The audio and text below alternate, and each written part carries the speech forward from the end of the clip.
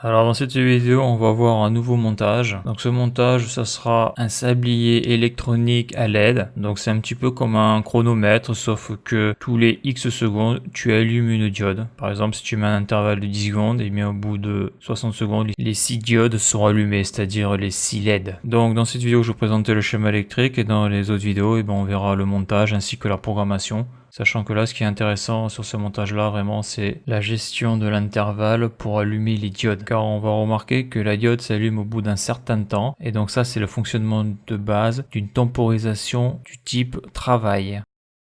Alors voici le schéma électrique donc de ce sablier électronique à LED. Donc ce schéma électrique là, je vais le câbler sur la platine DC. Mais avant, je vais présenter le montage donc d'un point de vue électrique et au niveau de son fonctionnement. Donc déjà pour faire ce montage là, il va nous falloir 6 résistances de 220 ohms. Donc on les voit ici, les 6 résistances de 220 ohms. Pour les 6 LED, donc là je prends des LED rouges. Là on peut voir les 6 LED. Donc c'est H1, H2, H3, H4, H5, H6. Une résistance de 10 kΩ qui est ici, donc la résistance de pull down. Et un commutateur à bascule sans mercure, donc en anglais c'est tilt switch, donc ça permet de détecter le mouvement lorsqu'on le fait basculer. Dans ce montage là, je vais encore utiliser l'alimentation de 5 volts qui vient de l'Arduino. On aurait pu aussi mettre une pile de 9 volts, mais il faut avoir l'adaptateur que moi je n'ai pas pour que le montage soit autonome. Car le but de ce montage, donc c'est un sablier électronique à LED, c'est-à-dire que les LED qu'il y a ici vont s'allumer donc chacune à leur tour suivant un intervalle de temps, donc un intervalle de temps qu'on mettra bien sûr dans la programmation, entre l'allumage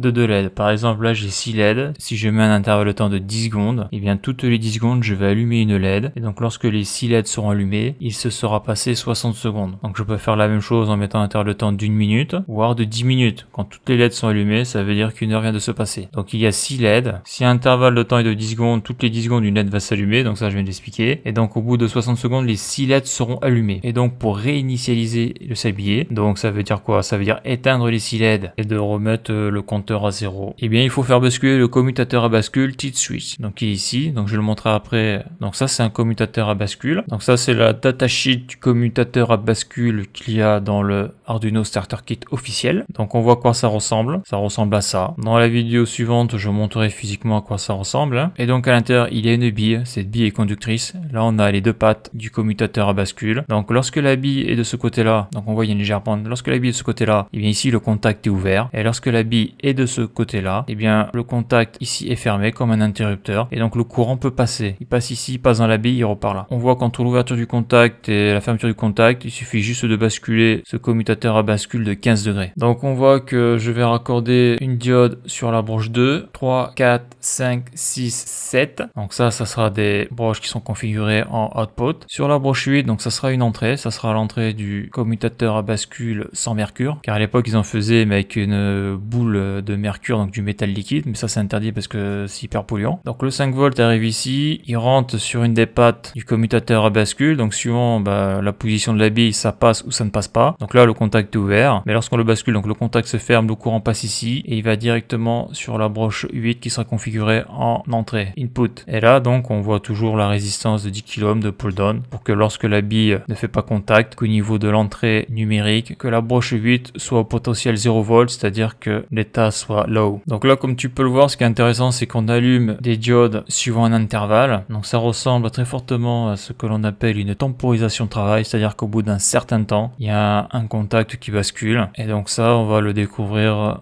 dans les prochaines vidéos. Et donc la suite sera dans la vidéo Arduino 56. Alors voilà pour cette vidéo. Si tu as aimé la vidéo, n'hésite pas à la liker et à la partager. Tu peux t'abonner à la chaîne. Tu peux aller voir les articles de mon blog qui traitent de l'électricité, du chaud et du froid. Et pour ceux qui voudraient me soutenir financièrement dans la reproduction de mes vidéos par un don, le lien est sur la page d'accueil de la chaîne YouTube. Merci et à bientôt pour une prochaine vidéo.